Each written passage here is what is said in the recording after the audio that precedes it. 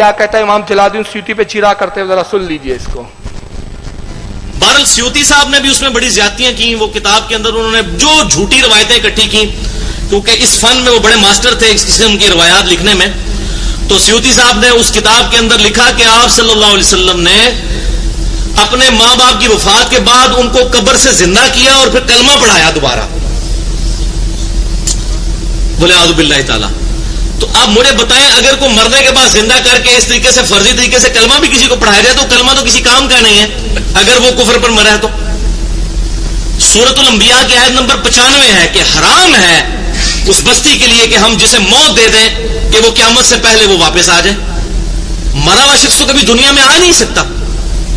تو اب اس قسم کے واقعات، اور پھر مجھے سخت افسوس اس وقت ہوا جب میں نے حافظ ابن کثیر کو سورۃ التوبہ کی آیت نمبر 113 سے 116 کے دوران تفسیر ابن کثیر میں، ابن کثیر المتوفا 774 ہجری، انہوں نے بھی یہ روایتیں نقل کی، اور امام طحاوی المتوفا 321 ہجری اور امام قرطبی المتوفا 668 ہجری، ان کے حوالے سے یہ کہا کہ آپ تو ماں باپ کی بات کرتے ہیں، حضور نے تو ابو طالب کو بھی دوبارہ زندہ کر کے کلمہ پڑھایا تھا۔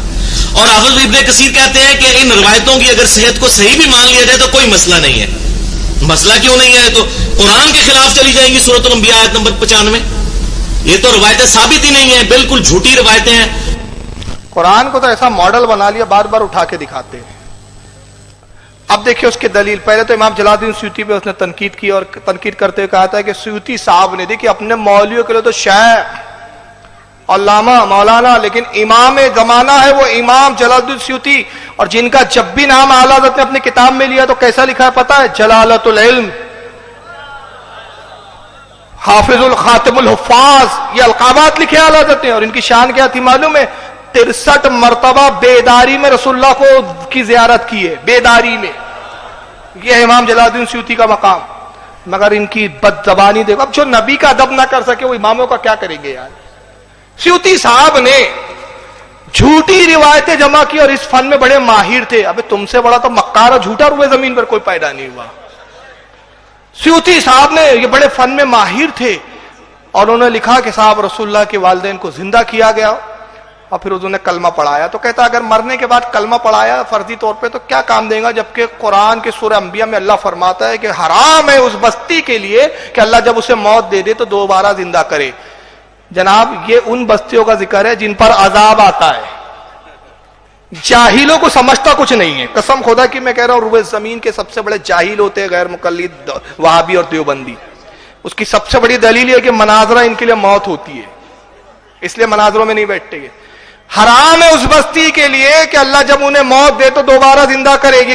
کن کے لیے آیا؟ وہ بستیاں جو کفر پر مری، جن پر عذاب آیا، یہ ان کے لیے نہیں جو اہل ایمان ہے۔ ورنہ آئیے پارہ نمبر 3، قرآن کا جواب اب قرآن سے ہی دے رہا ہوں، سورہ آل عمران آیت 59۔ حضرت عیسیٰ کہتے وَأُحْيِي الْمَوْتَ بِإِذْنِ اللَّهِ، میں ہوں جو مردوں کو جلاتا ہوں اللہ کے حکم سے۔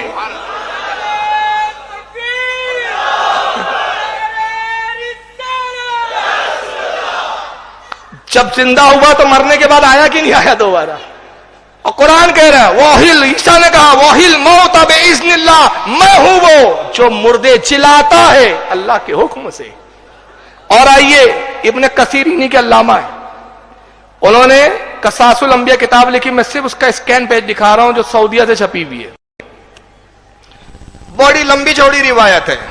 اور اس کتاب کی خاص بتا دوں، ایک آتی ہے قصاص الانبیاء جو غیر معتبر ہے، اردو زبان میں جو ملتی ہے عموماً، یہ معتبر نہیں ہے، یاد کر لیجئے۔ قصاص الانبیاء اس پہ مصنف کا نام بھی عجیب و غریب ہے، بعض نسخوں میں تو نام بھی نہیں ہے، لیکن یہ جو قصاص الانبیاء سعودیہ نے چھاپا ہے اور یہ ابن کثیر کی ہے، حافظ ابن کثیر کی، اس کے مقدمہ میں وہ لکھتے ہیں کہ میں نے اس میں جتنی روایتیں لکھی سب صحیح روایتیں لکھی، ایک بھی ضعیف روایت نہیں لکھی، ایک بھی ضعیف نہیں۔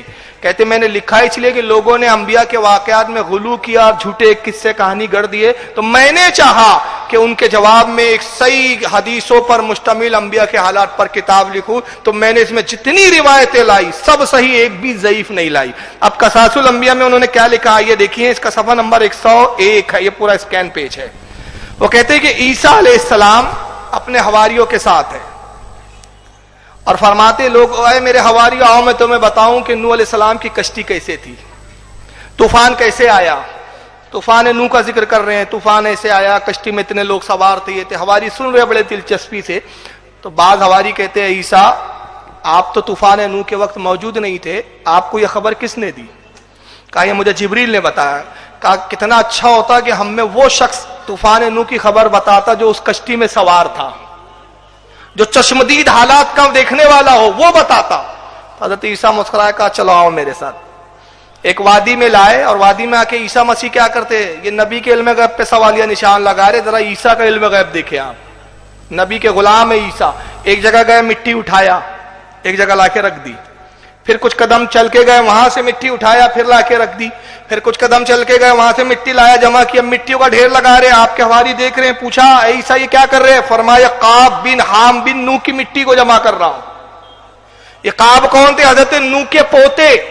حام حضرت نوح کے صاحبزادے, حام کے بیٹے. یعنی عیسیٰ مسیح کو یہ بھی معلوم کہ قاب کی مٹی کہاں کہاں بکھری ہوئی ہے, اور وہ جمع کیا. جب جمع ہوئی تو ہاتھ پھیر کہا قم باذن اللہ, اللہ کے حکم سے زندہ ہو جا. تو حام بن نوح مٹی جھاڑتے ہوئے کھڑے ہوئے, سروں سے بال سے, اور سلام کیا, السلام علیکم یا عیسیٰ روح اللہ. آپ نے جواب دیا. تو حواریوں نے کہا آپ نے کیسے جانا یہ عیسیٰ روح اللہ ہے؟ اب دوسرا علم غیب دیکھے. تو قاب ابن حام کہتے ہیں کہ مجھے میرے دادا نوح نے خبر دی تھی کہ تیرے مرنے کے بعد ایک شخص تجھے زندہ کرے گا, وہ روح اللہ ہوں گا اور اللہ کا نبی ہوں گا. یہ زندہ کرنے کا کام نبی کے علاوہ کوئی نہیں کر سکتا, یہ نبی ہے, میں جان گیا. کہا عیسیٰ آپ نے کیوں زندہ کیا؟ کہا یہ میرے حواری, ذرا بتاؤ کشتی کا کیا معاملہ تھا سب, ذرا بتاؤ ان کو. بتایا انہوں نے, کشتی ایسی تھی, اتنے فلور کی تھی, ایسا تھا, یہ تھا, یہ تھا, وغیرہ وغیرہ وغیرہ. سارے حواریوں نے سنا. اس کے بعد حواری کہتے ہیں کہ اے عیسیٰ مسیح اگر آپ اجازت دے تو ہم انہیں اپنے گھر لے جائیں اور ان کی دعوت کریں, ان کی دعوت کریں. تو حضرت عیسیٰ نے کہا کہ انہیں دعوت کی ضرورت نہیں, اس لیے کہ یہ جنت کی نعمتوں سے سرفراز ہو رہے ہیں, اب دنیا کے کھانوں کی ان کو حاجت نہیں ہے. اور اس کے بعد کہا ہے قاب اب کام ختم ہو گیا, اب آپ دوبارہ جس حالت میں تھے ویسی حالت میں چلے جائیے.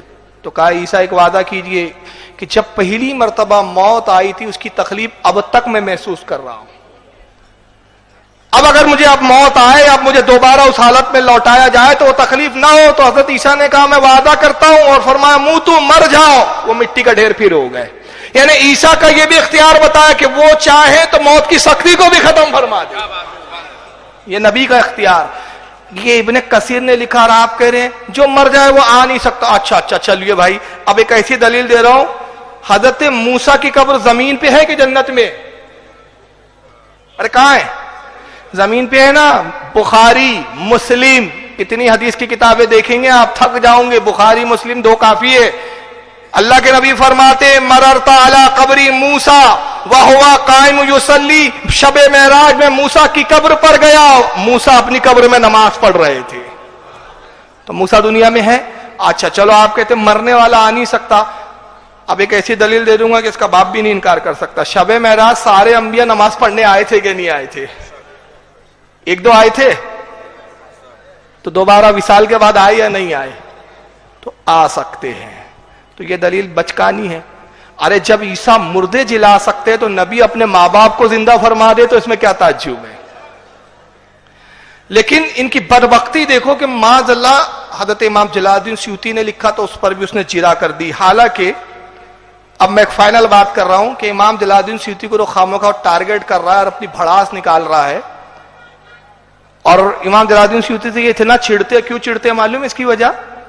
امام جلال الدین سیوطی کی خاصیت ہے کہ انہوں نے عشق کی اور اہل سنت کی تائید میں خوب حدیثوں کو جمع کیا ہے جو ان کے عقیدے کے خلاف جاتی ہے. چنانچہ دیکھیے وہ امام جلال الدین سیوطی پر چیرا کرتے ہوئے کتنا اپنا غبار نکال رہا ہے, یہ بھی کلپ سنی لیجئے.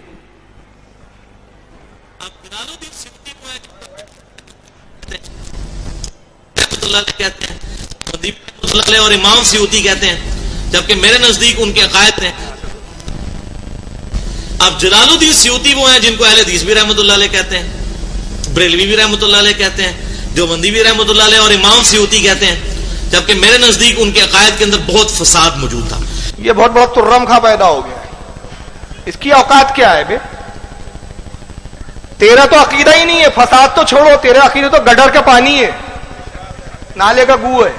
تیرا عقیدے کی کیا اوقات ہے بھائی؟ امام جلالدین سیوطی کو اہل حدیث بھی رحمت اللہ علیہ بولتے، یعنی وہ اہل حدیث جو جاننے والے وہ رحمت اللہ، وہ بھی بیوقوف، یہی عقل مند پیدا ہو گیا، یہی الو ماں کا کھپتی بیٹا بھی پیدا ہوا ہے، یہ اوپر سے ٹپکا، صحیح بول رہے ہیں آپ، خود وہ اقرار ہے کہ اہل حدیث بھی رحمت اللہ علیہ بولتے، بیٹا وہ اس لیے بولتے کہ وہ وقت کے امام ہے، محدث ہے اپنے وقت کے، کہتے ہیں بریلوی بھی رحمت اللہ علیہ بولتے، دیوبند بھی، لیکن میرے نزدیک ان کے عقائد میں بڑا فضا ہے۔ تیری اوقات کون ہے؟ تو ہے کون بے؟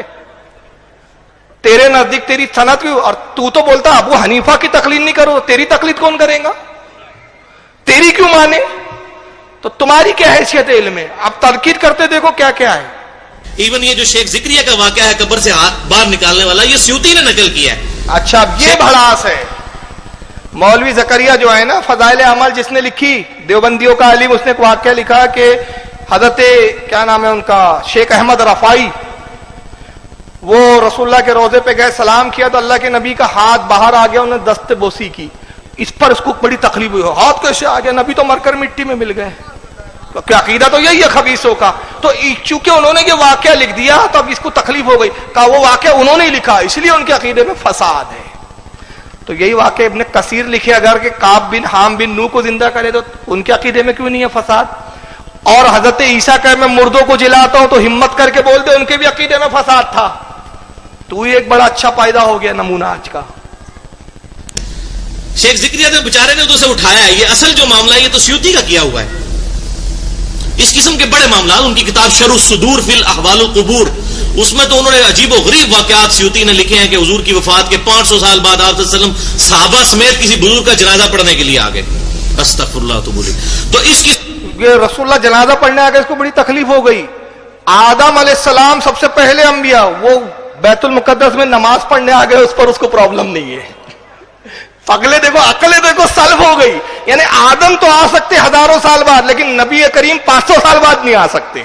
آدم آ سکتے، حضرت شیس آ سکتے، سارے انبیاء آ سکتے، لیکن نبی اگر اپنے وصال کے 500 سال بعد آ گئے، اب 500 سال بعد چھوڑو تو امام جلال الدین سیوطی نے ایک ولی کی فضیلت میں واقعہ شرح صدور میں لکھا ہے، ایک ولی کی کہ ان کے جنازے میں سرکار تشریف لائے۔ لیکن ہمارا تو عقیدہ یہ کہ جب چاہیں آپ جس مجلس میں چاہے تشریف لائیں، اس لیے ہم کہتے ہیں سنا ہے اور ہر عاشق کے گھر آپ تشریف لاتے ہیں، میرے گھر میں بھی ہو جائے چراغا یا رسول اللہ صلی اللہ علیہ وسلم۔ نعرہ رسالت، مسلک اعلی حضرت، ہمارا تو یہ عقیدہ ہے بھائی۔ وہ بڑے جو ملائکہ سے کہانی لکھنے میں امام سیوطی المتوفا 911 ہجری کے لیے آ گئے، استغفر اللہ تو بولی، تو اس قسم کی وہ بڑے دیو ملائی قصے کہانی لکھنے میں امام سیوطی المتوفا 911 ہجری مشہور ہیں۔ اس طرح وہ بڑے ملائی کے قصے لکھنے میں مشہور ہے۔ ملائی تو وہی تو، ملائی سے تم کو انرجی ہے، ملائی تو سنیوں کے لیے ہے نا، یہ بات تو صحیح ہے۔ ملائی کس کے لیے ہے؟ سنیوں کے لیے، تمہارے لیے گڈر کا پانی۔ اور چونکہ یہ بریلوی دیوبندی اہل حدیث تینوں کے نزدیک شیخ زبیر علی زئی صاحب بہرحال ان سے اعلان برات کرتے تھے، کیونکہ عقل نہ ہوئے تھے موجے ہی موجاں تے، عقل ہوئے تھے سوچے ہی سوچاں۔